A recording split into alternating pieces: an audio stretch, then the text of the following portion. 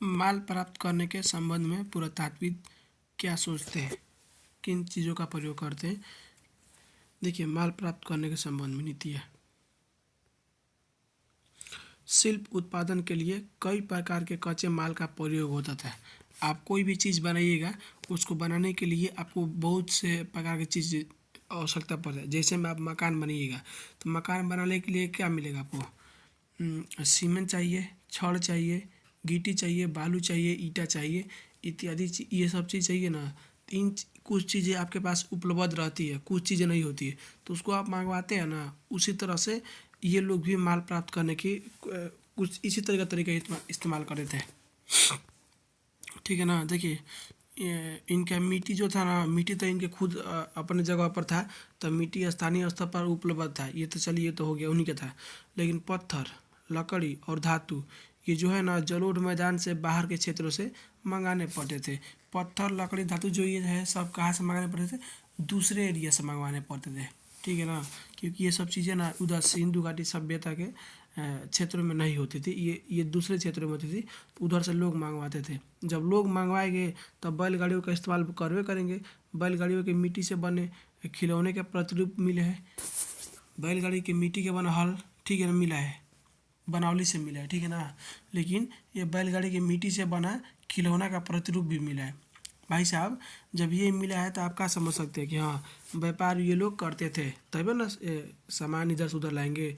जब ये बताइए, जब बैलगाड़ी का इस्तेमाल होता था, तो हो सकता है कि नदी के किनारे उस सभ्यता बसी थी, तो नदी का पानी भी व्यापार के लिए इस्तेमाल होता था। तटीय क्षेत्र उसको बोलते हैं। बैलगाड़ियों का इस्तेमाल इन सभी चीज़ों का व्यापार होता था। ठीक है ना, स्थल मार्ग से।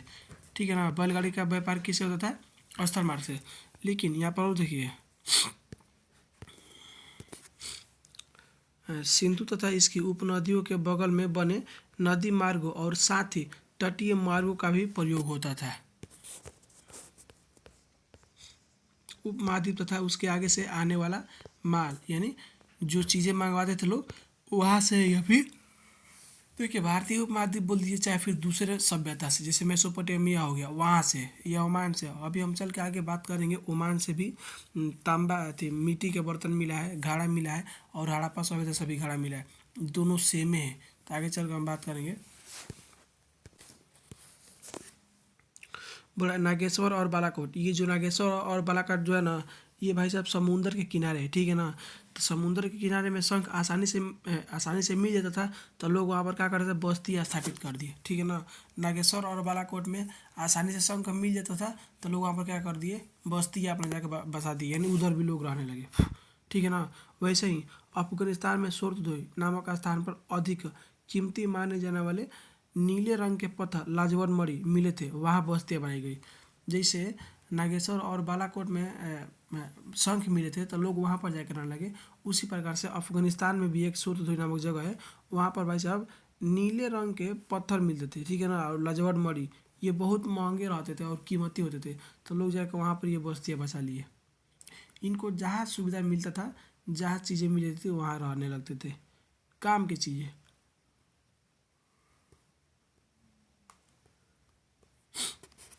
लोथल में पाया जाता था। देखिए, लोथल में क्या है? कार्नेलियन और सेल खड़ी का पत्थर और धातु पाया जाता है। ठीक है ना। लोथल में क्या पाया जाता? कार्नेलियन, सेल खड़ी और धातु।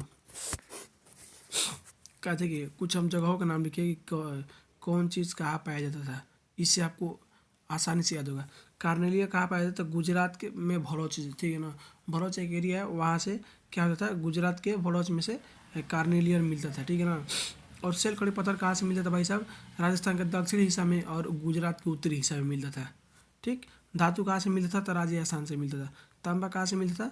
तो राजस्थान के खेतड़ी अंचल से तांबा मिलता था। ठीक है ना। सोना दक्षिणी भारत से सोना मिलता था, मतलब अधिक मात्रा में मिलता था। ठीक है ना। देखिए, नागेश्वर और जोधपुरा संस्कृति, इसके सॉरी गणेश्वर और जोधपुरा संस्कृति, ये भाई साहब दोनों राजस्थान में। ठीक है ना। ये सब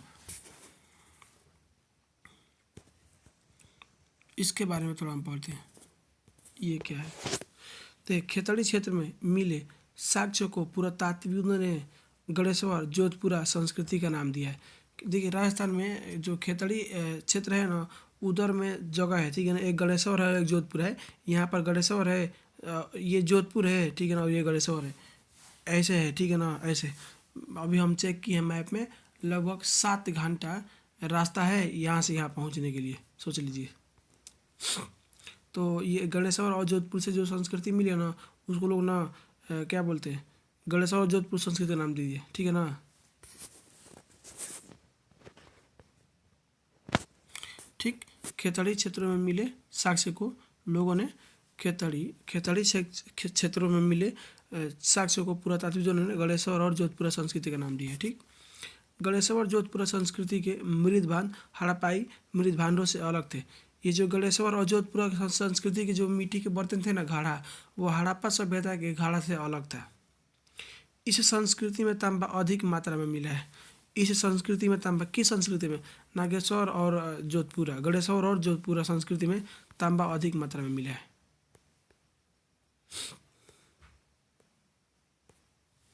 संभवतः शायद इस क्षेत्र के निवासी हड़प्पा सभ्यता के लोगों को तांबा भेजे थे। जाहिर है कि जहाँ पर अधिक मात्रा में तांबा होगा तो वहाँ से सप्लाई दूसरी जगह होगा, तो संभवतः यही है कि लोग मतलब कि तांबा यहाँ भेजते थे हड़प्पा सभ्यता के लोगों को।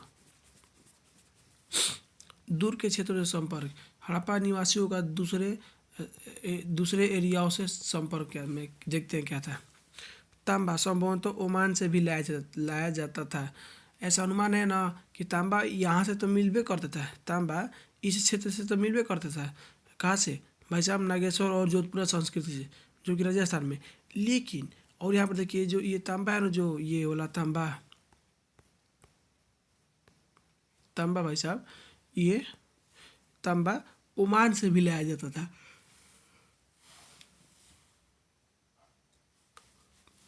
संभवतः लिखा है नहीं, शायद। ओमान अरब प्रायद्वीप के दक्षिण पूर्व छोर पर स्थित एक देश है, ठीक है ना। ओमान कहाँ पर है, अरब प्रायद्वीप पर, अरब प्रायद्वीप के दक्षिण पूर्व छोर पर स्थित एक देश है। देखिए एग्जाम्पल के लिए ये हमारा अरब प्रायद्वीप हो गया, ठीक है ना। ये देखिए ये आपका अरब प्रायद्वीप हो गया, और ये जो ओमान है ना, ये ओमान भाई साहब इधर है। ओमान यहाँ कोना पे है ओमान, ठीक है ना, यहाँ पर है ओमान।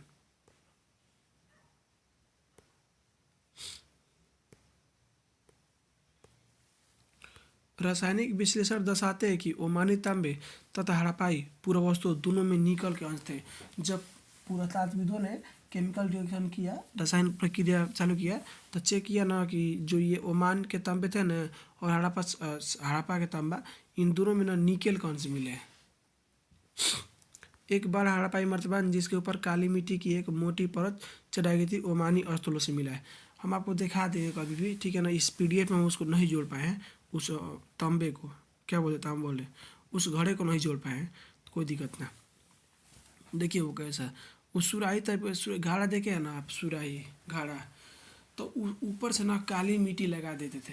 पूछिएगा काली मिट्टी कहाँ लगा दिए भाई साहब, रिसाव नहीं हुआ। कहने का मतलब ये है कि गर्मी के दिन में आप जब ठंडा ठंडा पूरा पानी उस गिलास में रखिएगा, देखिएगा उसमें जब पानी लेकर छोड़ता है ना, तो हो सकता है ना कि वो उसी के लिए मिट्टी लगाया जाता था, ताकि बाहर ना छोड़े, ठीक है ना। याद रखिएगा इस बात को।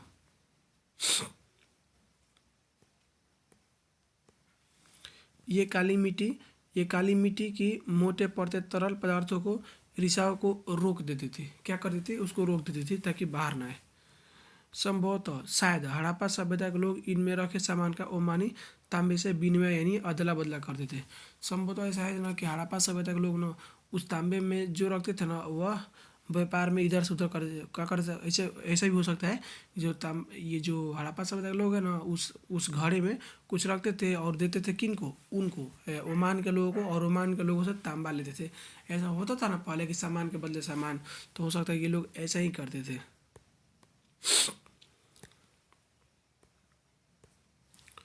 मेसोपोटामिया और मगान क्या है, ओमान, ठीक है ना, के बीच तांबे का व्यापार होता था। मेसोपोटामिया एक सभ्यता है और मगान ओमान का ही। मेसोपोटामिया के लोग ओमान को मगान बोलते थे, ठीक है ना।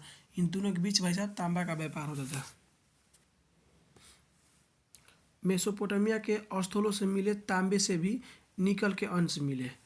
मेसोपोटामिया के स्थल से मिला है कि जो तांबा मिला ना उसमें भी निकल का अंश मिला है। जब व्यापार होता था तो अंश मिलबे करेगा, कोई दिक्कत नहीं। लंबी दूरी के संपर्कों की ओर संकेत करने वाले पुरातात्विक साक्ष्यों का नाम निम्न है। ठीक है ना। लंबी दूरी की ओर संकेत करने वाली मतलब कि ये सब चीज़ें बताती है ना कि दूर दूर संपर्क था। जैसे हड़प्पा मुहर, ये हड़प्पा मुहर के बारे में देख लीजिए, बाट देख लीजिए। ये जो हड़प्पा मुहर है ना भाई साहब, हड़प्पा और मोहनजोदड़ो दोनों जगह से मिला है। और ऐसा ही मुहर वो ग्रीस की सभ्यता से मिला है, ठीक ना, जहाँ पर पिरामिड था उधर से भी मिला है।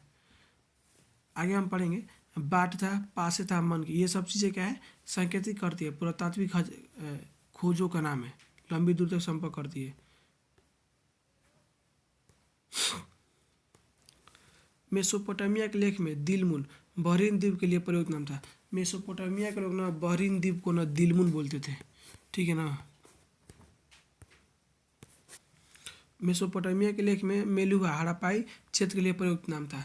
यह प्रश्न जो है ना, मेसोपोटामिया के लेख में मेलुहा जो हड़प्पा सभ्यता है ना, उस समय जब ये लोग रहते थे तो जो मेसोपोटामिया के लोग थे ना, हड़प्पा सभ्यता का नाम मेलुहा को बोलते थे, ना मेलुहा का देश, नाविकों का देश किसको बोलते हैं, मेलुहा को। यह प्रश्न 2025 में पूछा है 1 नंबरिया में कि मेलुहा का देश किसे बोलते हैं भाई साहब, हड़प्पाई क्षेत्र को।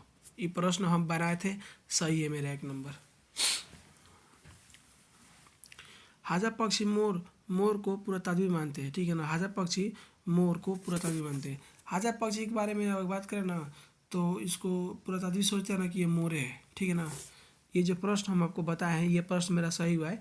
एक प्रश्न और लास्ट में उसको बताएगा वो मेरा प्रश्न गलती हुआ है, ध्यान पर नहीं था और हम उसको गलती मार दिए, घुमा के प्रश्न पूछ दिया था। देखिएगा आपको बताएगा आगे।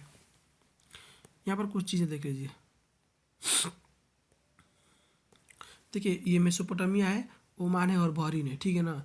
ये तीनों सभ्यता जो है ना, इन तीनों से ना हड़प्पा सभ्यता के लोग व्यापार करते थे ना, तो कैसे करते थे, समुद्र मार्ग से व्यापार करते थे, ठीक है ना।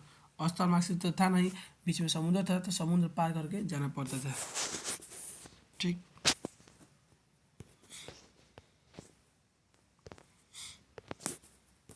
देखिए लिखा है ना, मेसोपोटामिया के लेख में मेलुहा को नाविकों का देश कहते हैं। मुहर पर जहाजों तथा नावों को चित्र मिले हैं। मुहर पर जहाज और नाव के चित्र मिले। मुहरें, लिपि तथा बाट, इसके बारे में पढ़ेंगे। मुहरों और मुद्रांकनों का प्रयोग लंबी दूरी के संपर्कों का सुविधाजनक बनाने के लिए होता था, ठीक है, ये बात सही है। मुहर का और मुद्रांकन, मुद्रांकन मतलब कि किसी भी चीज़ का एक क्या बोलते हैं, चिन्ह, कि ये है ना, इस चीज़ का है, आगे चल के पढ़ा जाएगा मुद्रांकन के बारे में। ये किसकी ओर संकेत करते भाई साहब, लंबे दूरी को सुविधाजनक, मतलब कि ये जो चीज़ है ना ये दिखा दीजिएगा ना, तो कैसे एक होता है ना पासपोर्ट कि ये दिखाइएगा ना कि हाँ ये इस देश का ये नागरिक है, तो आप उसको छोड़ दिया जाता है।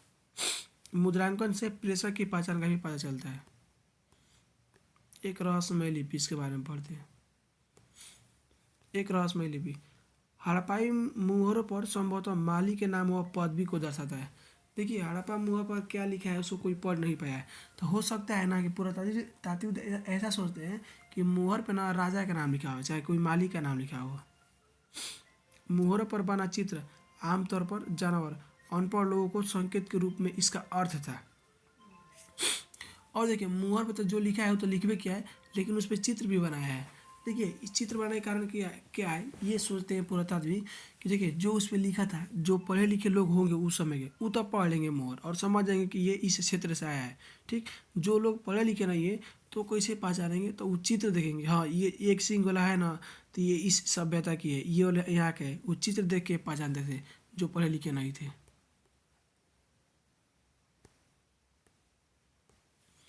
सबसे लंबे अभिलेख में 26 को चिन्ह है, ठीक। कितना चिन्ह है, 26 को चिन्ह है।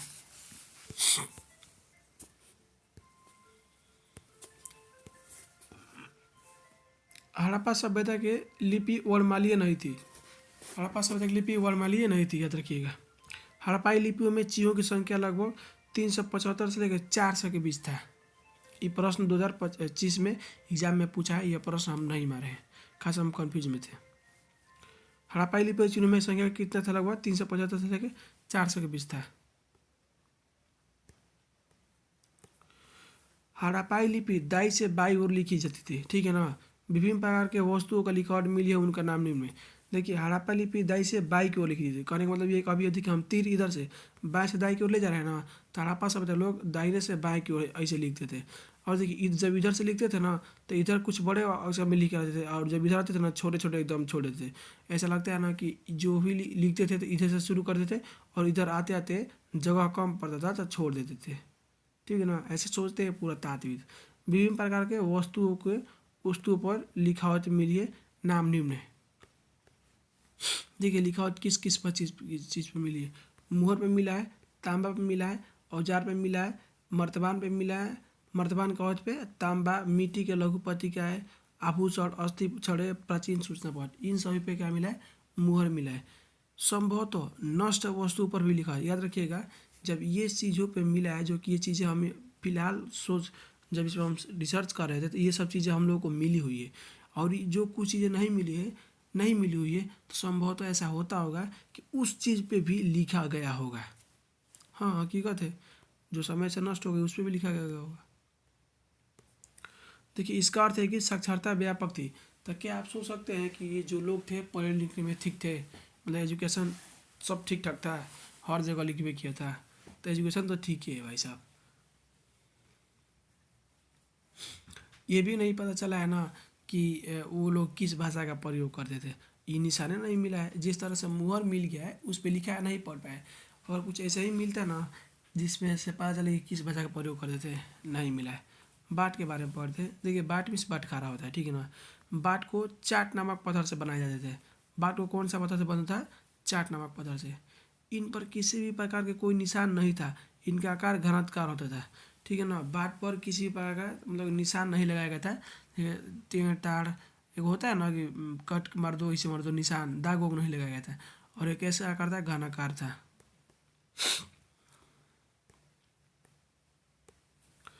इन बाटों का वजन निम्न था। एक था, दो था, 4, 8, 16, 32 तक ऐसे ऐसे मतलब कि किलो का था। ठीक है ना, और लास्ट में 1280 तक, 1280 किलो तक है।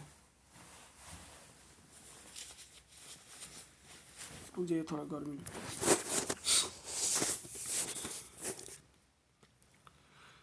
छोटे बातों का प्रयोग संभवतः आभूषणों और मनकों को तौलने के लिए किया जाता था। ठीक है ना, छोटे छोटे बातों का प्रयोग आभूषणों को तौलने के लिए किया जाता है, और मनकों को। धातु से बने तराजू के पलड़े भी मिले। ठीक है ना, तराजू भी मिला है धातु से बना। दोनों तराजू के पलड़े मतलब दोनों जो जिसमें जोड़ते हैं ना, वो वाला दोनों मिला है। देखिए सभ्यता का अंत कैसे हुआ, ये तो मतलब सब लोग अपने अपने बारे में अपना अपना विचार देते हैं।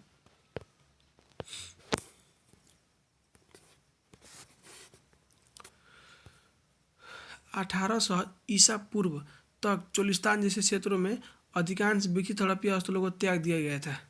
देखिए अधिकांश कहाँ पर भाई साहब, 1800 ईसा पूर्व में। ठीक है ना, चोलिस्तान कहाँ पर है, तो पाकिस्तान में।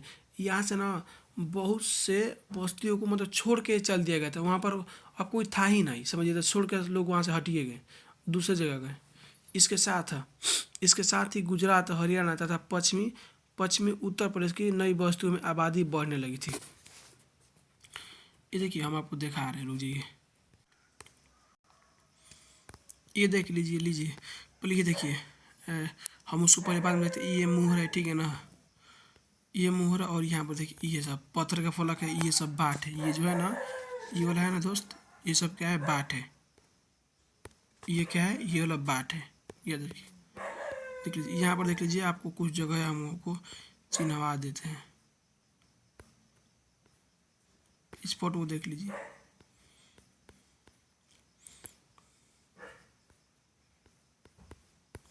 ये मिट्टी का बैल है।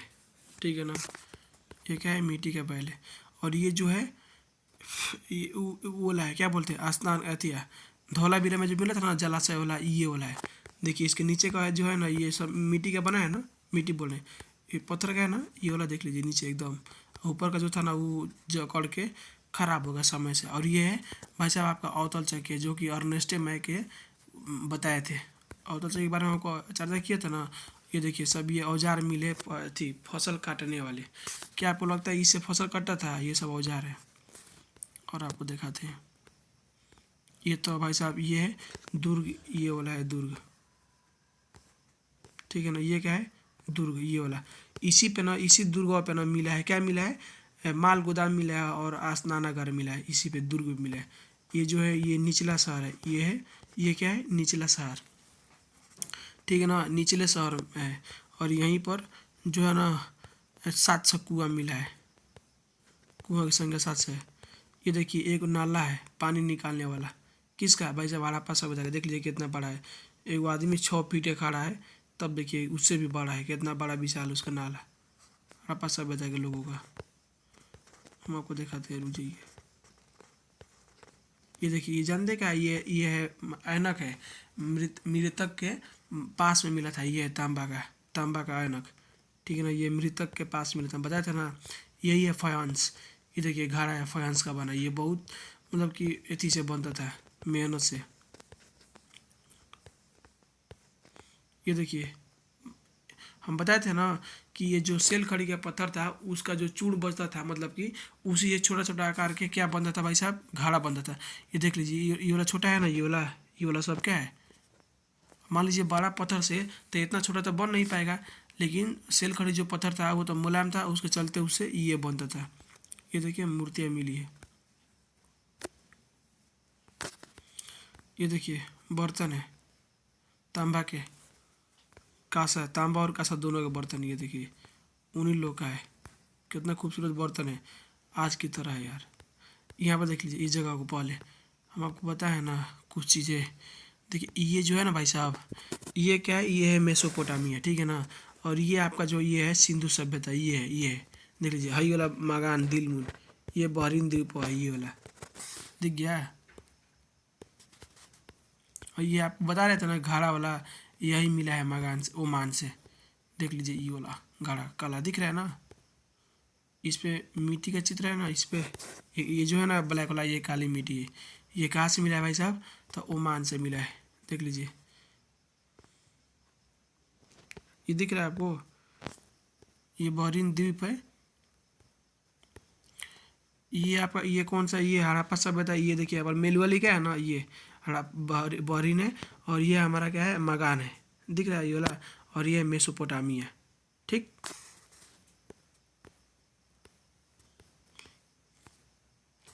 यहाँ से देख लीजिए कुछ अथी है मिला है, क्या बोलते हैं, मुहर है ये।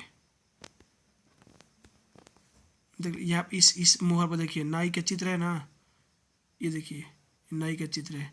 ये देखिए इधर इतना ही दिखेगा, ठीक से नहीं दिखा है, ये कोई जानवर का चित्र होगा ये वाला। ये हड़प्पा की लिपि है। ये देखिए मुद्रांकन के बारे में हम लोग पढ़ेंगे, आप इसको देख लीजिए। ये क्या है भाई साहब, ये हम आपको दिखाएंगे आपको, जी ये रोपड़ से मिला, इसके बारे में आपको बताएंगे। ये जानते हैं किस लिए प्रयोग होता है, आप एक जगह से दूसरी जगह सामान भेज रहे हैं ना, जब सामान भेज रहे हैं तो उसका उसमें अगर कोई कीमती चीज़ होगा तो आपको कैसे पता चलेगा कि इसमें से कोई टच किया है या नहीं टच किया है। तो बोरा आप लेके बोरा बांध दीजिए, ठीक है ना, और बोरा के ऊपर मिट्टी लगा दीजिए, और उस पर अपना एथी कर दीजिए, मुहर मार दीजिए, चिपका दीजिए, मिट्टी में दाग उखड़ जाएगा ना।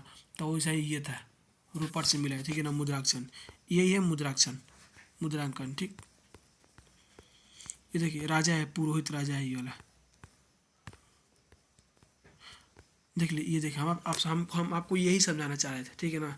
यहाँ से देखिए इधर से जो है ना, अभी वाला हम क्या पढ़े, ये वाला देखिए, अभी हम लोग क्या पढ़े कि सभ्यता का अंत कैसे हुआ भाई साहब। 1800 ईस्वी पूर्व तक चोलिस्तान जैसे क्षेत्रों में अधिकांश विकसित हड़प्पा बस्ती स्थलों को त्याग दिया गया, ठीक है ना, त्याग दिया गया।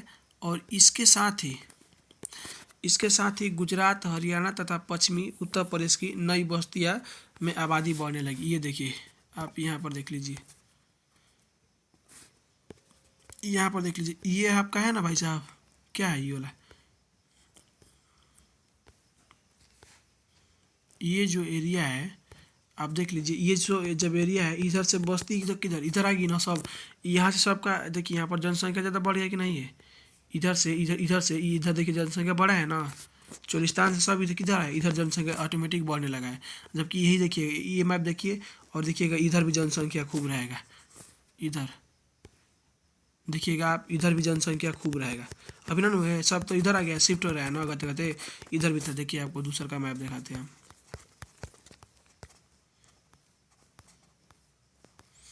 वो क्या है कि हम फ्लाइट मोड में अभी डाले हैं फ़ोन, ताकि कोई कॉल ना कर पाए, जिसके चलते ये उतना स्लो चल रहा है।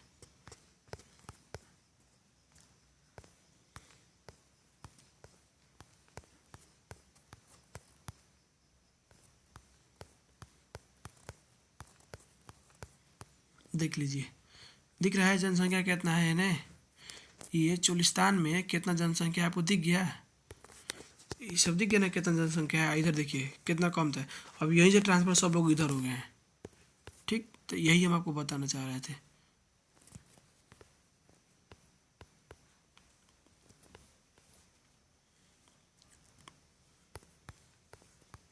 दिख रहा ना, लोग इधर से इधर ट्रांसफ़र होकर कैसे समय के अनुसार सब बदल जाता है। ठीक, वही बात है। देखिए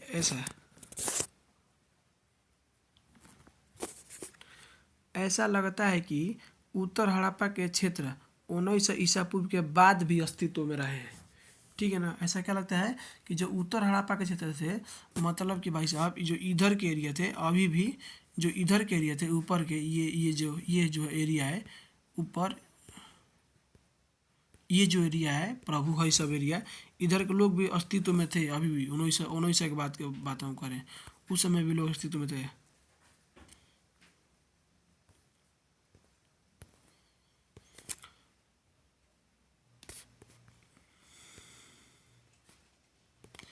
कुछ चुने हुए हड़प्पा स्थलों की भौतिकी संस्कृति में बदलाव आया था। कहीं कहीं पर भी कहीं कहीं हड़प्पा जगह पे संस्कृति में रहन सहन में बदलाव आया था उन लोगों के।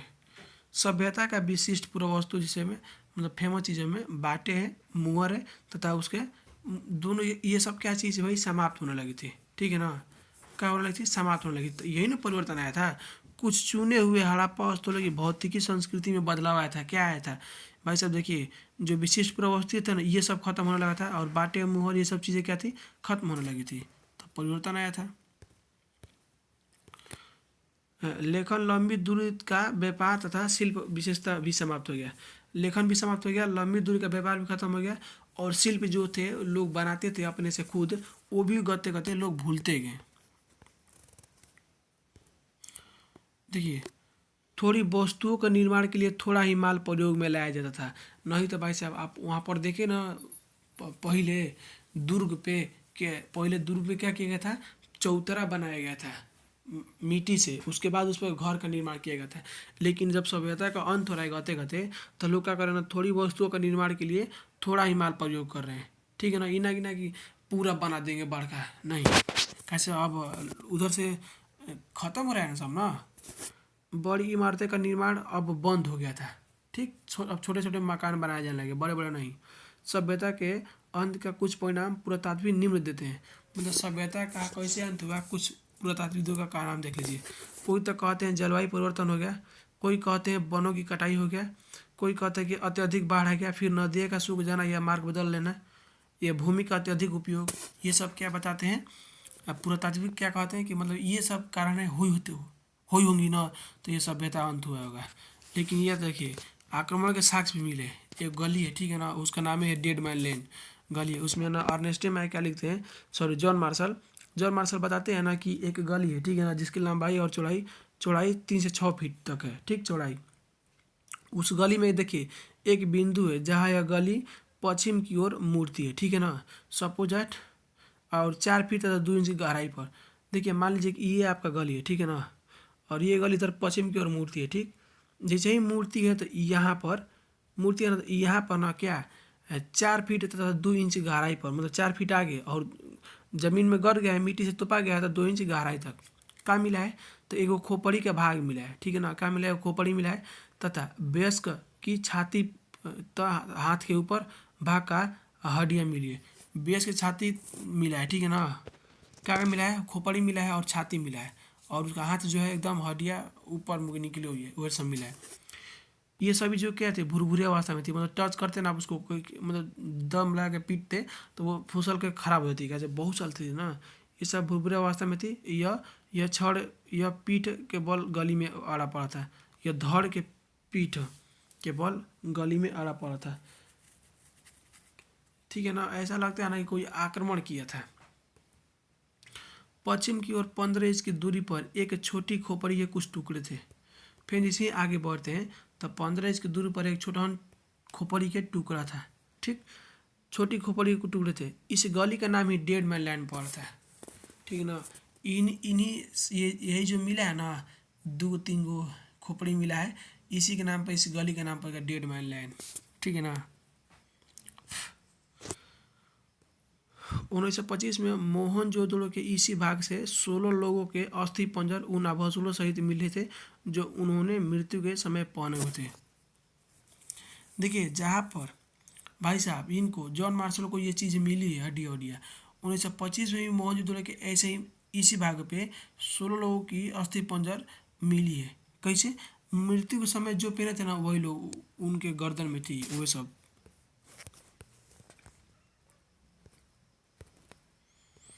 आपको क्या लगता है, क्या कोई आक्रमण था? 1974 में भारतीय पुरातात्विक सर्वेक्षण के डायरेक्टर जनरल क्या बना था भाई? R.E.M. व्हीलर। ठीक है ना, R.E.M. व्हीलर। 1947 में भारतीय पुरातात्विक सर्वेक्षण के डायरेक्टर जनरल कौन थे? R.E.M. व्हीलर। I.M. व्हीलर। भारतीय पुरातात्विक सर्वेक्षण के पहले डायरेक्टर जनरल अलेक्जेंडर कनिंघम थे। याद रखिएगा, कौन थे? अलेक्जेंडर कनिंघम थे। दयाराम साहनी पुरातात्विदों में से एक है। ये हड़प्पा से मुहरें खोजी, फिर राखादास बनर्जी ने मोहनजोदड़ो से वैसा ही एक मोहर खोज लगा। ठीक है ना। जैसे हड़प्पा सभ्यता की खोज किसने था? राखादास बनर्जी। और मोहनजोदड़ो के हड़प्पा सभ्यता दयाराम साहनी, और मोहनजोदड़ो राखादास बनर्जी। पहले ना हड़प्पा दयाराम साहनी को एक मोहर मिला। ठीक, वो मोहर लेके गए, देखा है किसको? चार्ल्स मैसन को। जब वो देख लिया तो उसके बाद फिर कुछ दिन बाद मोहनजोदड़ो से भी राखादास बनर्जी को वैसा ही सेम मोहर मिला, वो भी लेके दिखाया गया उसे। तब उस समय देखिए आगे क्या हुआ। उस समय 1924 में भारतीय पुरातात्विक सर्वेक्षण के डायरेक्टर जनरल कौन था? जॉन मार्शल था। ठीक है ना, मार्शल था। पूरे विश्व के सामने सिंधु घाटी को एक बोला ना कि जब ये दोनों भाई साहब मुहर, एक तरह के मुहर दो जगह से मिला है, इस ऐसा हो सकता है ये दोनों मतलब कि एक जगह से एक ही समय के समकालीन है, मतलब यहाँ पर ये सभ्यता थी। तो ये क्या किए ना, पूरे दुनिया का ना के जॉन मार्शल 1924 में बताया ना कि ये यहाँ पर एक नया सभ्यता है। अब देखिएगा यहाँ पर, देखिए ये प्रश्न देखिए ध्यान से। हम आपसे बोले थे ना कि प्रश्न एक और पूछा था परीक्षा में, ये प्रश्न मेरे से गलती हुआ था। प्रश्न क्या पूछ दिया था ना कि भाई साहब 1924 में, सॉरी 1924 नहीं हुआ था, बोला था ना कि हड़प्पा और मोहनजोदड़ो के उत्खनन के समय भारत का पुरातात्विक सर्वेक्षण कौन था? अब हम अलेक्जेंडर कनिंघम मार दिए, जबकि John Marshall option number C में दिया था। जब रूम पे आके मिला तो हमको अफसोस हुआ, 1 नंबर काट दिया। कोई बात ना, मेरा सोशल साइंस में ना, इतिहास में, हिस्ट्री में 43 वो सही है ऑब्जेक्टिव। हम आते थे रूम पे मिलाते थे। देखिए अब वही देखिए, जैसे ही ये जॉन मार्शल बताया ना दुनिया को कि एक यहाँ पर नया सभ्यता खोज हुआ है, तो वहीं पर एक व्यक्ति थे, उनका नाम था भाई साहब, दूसरा पुरातात्विक थे, उनका नाम था S.N. Rao. The story of Indian archaeology में लिखते हैं। देखिए, नवीन सभ्यता की खोज की घोषणा की। S.N. राव ना एक बुक है, ठीक है ना, एक बुक है, उसका नाम है the story of Indian archaeology. ठीक है ना, इसके लेखक कौन है? S.N. राव।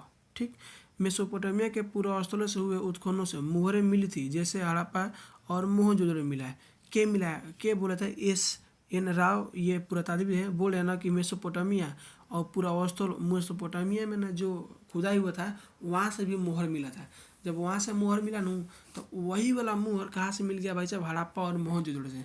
तो ये कहना चाहते हैं कि हड़प्पा सभ्यता मेसोपोटामिया के समकालीन सभ्यता थी। कहने का मतलब ये है, जब ये अस्तित्व में थी उस समय भी ये भी अस्तित्व में थी, दोनों एक दूसरे को।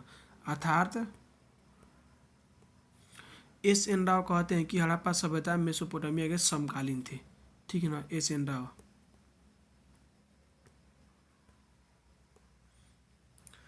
देखिए 1944 में भारतीय पुरातात्विक सर्वेक्षण के डायरेक्टर जनरल कौन बने? Sir I.M. व्हीलर। ठीक, I.M. व्हीलर ने सेना के पूर्व ब्रिगेडियर थे। I.M. व्हीलर क्या थे? यह सेना में भी थे, ब्रिगेडियर पोस्ट पे थे, याद रखिएगा। कालीबंगा और लोथल से बेदिया मिली थी। कालीबंगा और लोथल से क्या मिला? बेदिया। मुहरों पर पेड़ पौधे उत्कीर्ण है, मान्यता अनुसार प्रकृति की पूजा के संकेत थे।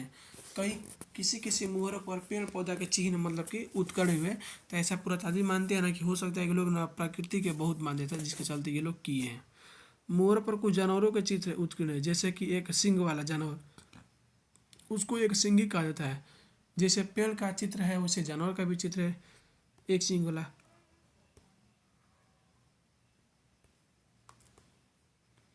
कुछ मुहरों पर एक आकृति जैसे जिसे पॉलिथी मारकर योगी के मुद्रा में बैठा दिखाया गया और कभी कभी जानवरों से दर्शाया गया है। किसी भी देखिए हम आपको दिखाते हैं, रुझे इसको देख लीजिए ये वाला।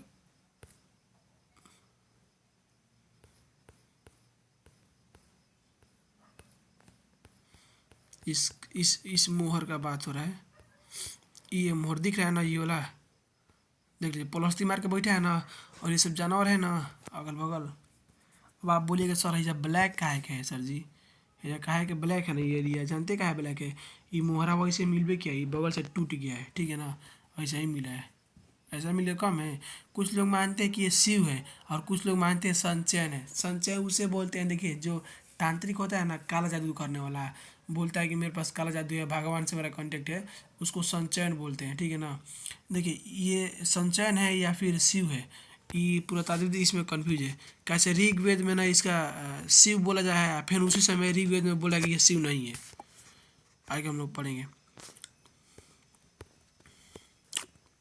कुछ मोर पर एक आकृति जिसे पॉलिथी मारकर योगी की मुद्रा में बैठा दिखाया गया है और कभी कभी जानवरों से घिरा दिखाया गया है। आदि शिव अर्थात हिंदू धर्म के प्रमुख देवताओं में से एक शिव का रूप बताया गया है, ठीक है ना। पत्थर की शंखवार वस्तुओं को लिंग के रूप में वर्गीकृत किया गया है। देखिए ये देखिए इसको ना लोग लिंग शिवलिंग जो इसको हम आजकल बोलते हैं ना, इसको ना एक साइंटिस्ट का पुरातात्विक है, इसको लिंग बोलते हैं कि ये लिंग है या फिर खेलने वाला चीज़ है, पट्टा आगे दिखाएगा उसी का लिंग होता है। लिंग उस परिकृष्ट पत्थर को कहा जाता है जिसकी पूजा शिव के रूप में होता है। ऋग्वेद संकलन हुआ था। देखिए ये भी प्रश्न पूछा है, ये प्रश्न हम गलती हुआ है मेरे से, कैसे ये प्रश्न हमको थोड़ा सा भी हवा नहीं लगा है, इसीलिए हम क्वेश्चन पेपर जब मिला है ना, हम देखिए हम आपको लिखबो किए यहाँ पर, रुक जाइए हम लास्ट में दिखाएंगे। जब हम चेक करें 2025 में प्रश्न कब को पूछा है, 2025 में 9 को प्रश्न पूछा है चैप्टर 1 से। सोच लीजिए चैप्टर 1 कितना इंपॉर्टेंट है, पढ़ लीजिएगा तो इससे 9 को पूछता है, 9 को नहीं पूछता है, 7-8 को पूछता है, लेकिन उसको 9 को पूछा है, तो हो सकता है कि 2026 में 6 को पूछेगा। इसको पढ़ लीजिएगा, आपका 6 को ऑब्जेक्टिव सही होगा। देखिए ये प्रश्न हम देखे हैं तब इसको लिखे, हम इसको छोड़ दिए थे, इसको देख के लिखे क्वेश्चन में से जब हम बना रहे थे। तो ऋग्वेद का संकलन कब हुआ था भाई साहब, 1500 से लेकर 1000 ईसा पूर्व तक यह प्रश्न पूछा है, याद रखिएगा। आरंभिक धार्मिक ग्रंथ ऋग्वेद में रुद्र नामक एक देवता का उल्लेख मिलता है जिसको शिव बोलते हैं। लेकिन भाई साहब ऐसे देख लीजिए कि शिव के विपरीत रुद्र को ऋग्वेद में ना तो पूर्व पशुपति और ना ही एक योगी के रूप में दिखाया गया है। ऋग्वेद में पहले इसको शिव बताया जा रहा है, लेकिन फिर शिव को इसमें कुछ बताइए, इसके बारे में कुछ चर्चा ना हो रहा है शिव के बारे में ऋग्वेद में, ठीक है ना। पशुपति के और योगी नाम का कोई चर्चा ना हो रहा है। पशुपति उसको बोलते हैं सामान्य रूप से जानवरों और विशेष रूप से मवेशियों को स्वामी को पशुपति बोलते हैं। देखिए पुरातात्विक सोचते हैं ना, उस मुहरा को हम आपको दिखाया ना, पुरातात्विक सोचते हैं ना कि क्या ये मुहर जो है समन है। समन उसको कहते हैं कि समन वे महिला है और पुरुष होते हैं जो जादुई तथा इलाज करने की शक्ति होने और साथ ही दूसरी दुनिया के संपर्क साधने का दावा करते हैं, यानी अघोरी पाखंड, ये समन उसको बोलते हैं। मुहरे और लिंग के बारे में पढ़ते हैं। देखिए लाजवाब मणि, जास्पर, चार्ल्स सेडनी तथा अन्य पत्थरों से बने छोटे आकार के शंकुओं का सुंदरता से तरासे गए तैयार किए गए थे।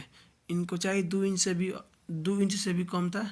इनको अर्नेस्ट मैक ने लिंग मानते, याद रखिएगा। ये देखिए और दूसरी तरफ देख लीजिए भाई साहब, दूसरी तरफ इनका प्रयोग पटों पर खेलने जाने के लिए प्रयोग होता था। यही तो है ये वाला आपका लिंग। अरे यार इसको हटो भाई, ये वाला है, देख लीजिए यही वाला है, इसको लिंग बोलते हैं। 2 इंच से भी छोटा है। या कोई इसको पट्टे पे खेलने वाला बोलते हैं, चेस खेलने का चेस चेस या पट्टे चाहे लूडो, आप इसको कुछ समझ लीजिए। हमको तो लगता है ना कि लूडो खेलता होगा उस समय।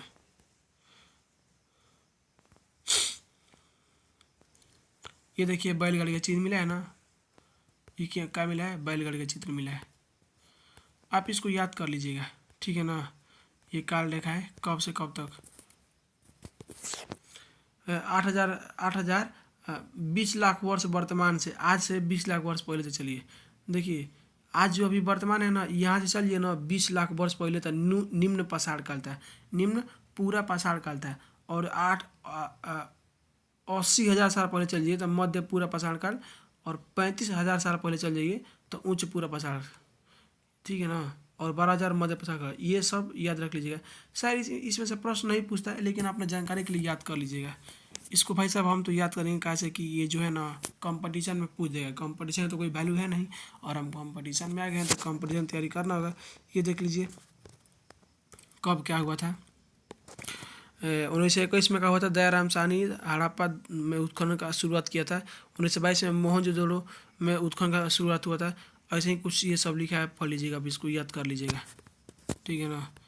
ये देख लीजिए एक आपका क्या है, ये एक कब्र है, एक हड़प्पाई लाशें है।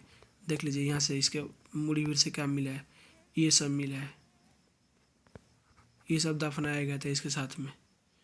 यार गजब भाई, धन्यवाद। हम पूरा तात्विक, इस दुनिया के पढ़े लिखे इंसानों को मेरा सैल्यूट है यार, गजब खूबसूरत। अंग्रेज यार आप लोग भाई साहब छोड़िए, हम इनके बारे में कुछ बात नहीं करेंगे, ठीक है ना। आप इसको याद कर लीजिएगा। देखिए ये आपका फुल नोट्स है, कुछ हम आपको बता देते हैं। इसको हमको बनाने में बहुत मेहनत लगा है। देखिए आज का तारीख है, आज 13 तारीख है ना। यहाँ पर पहले डेट देख लीजिए, 13 लिखा है ना, 13/2/25। देखिए पेज नंबर 218 है ना, यहाँ पर 218।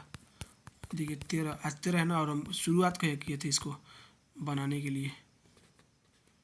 देखिए भाई साहब शुरुआत हम किए थे 7 तारीख के, हमको बनाने में 6 दिन लग गया। सोच लीजिए, एक घंटा बैठ के, 1.5 घंटा बैठ के हम लिख रहे थे, फिर बना रहे थे। आपका देखिए नोट्स तैयार हो गया है। यदि आपको ये वाला चाहिए PDF, आप हमारे व्हाट्सएप पे भाई साहब यदि मैसेज कर दीजिए, सर हमको ये वाला PDF दे दीजिए, हम आपको दे देंगे, कोई पैसा वैसा नहीं लगेगा, ठीक है ना। ये अपने हाथ से लिखे हैं, हैंड रिटन नोट्स है। अब देखिए यहाँ पर देखिए, जब हम लिख रहे थे ना, यहाँ पर बोल रहे थे ना कि 2025 में को प्रश्न पूछा है, 1 नंबर से 9 को पूछा है, फिर 2 नंबर से को पूछा है, 2 को पूछा है, 5 नंबर से 1 को पूछा है। ये साल सब क्वेश्चन एनालिसिस किया गया है, ठीक है ना। हाँ एक बात और आपको हम बताना चाहूँगा। देखिए ये हम ब्रिलियंट बुक से यार इतना कट किए हैं। ब्रिलियंट बुक मेरे को बहुत सपोर्ट किया है। हम आपको बताते हैं, यदि मान लीजिए ब्रिलियंट बुक उन बच्चों के लिए है ना, ये कोचा बैंक है, जो बच्चे कुछ नहीं पढ़े हैं और सोचते हैं कि 2 दिन बाद मेरा एग्ज़ाम है और कुछ नहीं पढ़े हैं, तब ब्रिलियंट बाबू आप पढ़ लीजिएगा। आप परसों जाके एग्ज़ाम दीजिएगा, 100% आपका बेस्ट जाएगा। सोच लीजिए ना, अब हम आपको बता ना सकते हैं। मेरा पॉलिटिकल साइंस का किया ना, 2 दिन पहले पढ़े, जाके एग्ज़ाम दिया ना, एकदम बेस्ट गया है, हिला दिए हैं एग्ज़ाम में। तो भाई साहब छोड़िए, बातें मत करें। ये देखिए बनाने में हमको बहुत मेहनत लगा है, और आप इसको चाहिएगा तो मेरे व्हाट्सएप पे मैसेज कर दीजिए, सर हमको ये दे दीजिए, हम आपको दे देंगे। पूरा 40 गो है पेज, देख लीजिए। चलिए हमको रखते हैं, पर्सनली आपको हम भेज देंगे व्हाट्सएप पे, कहीं से डाउनलोड नहीं, जो भी चाहिए बोल दीजिए हमको, ठीक है। चलिए ये रहा आपका चैप्टर 1 का नोट्स। वीडियो अपलोड कर देंगे कल भोरे 14 तारीख को। 14 तारीख है, आज 13 है ना, तो 14 है वैलेंटाइन डे। चलिए वैलेंटाइन डे के ऑफर पे हम आपको चैप्टर 1 का पूरा सिलेबस ख़त्म कर दिए। जाइए एंजॉय करिए, आप लोग पढ़िए, मज़ा।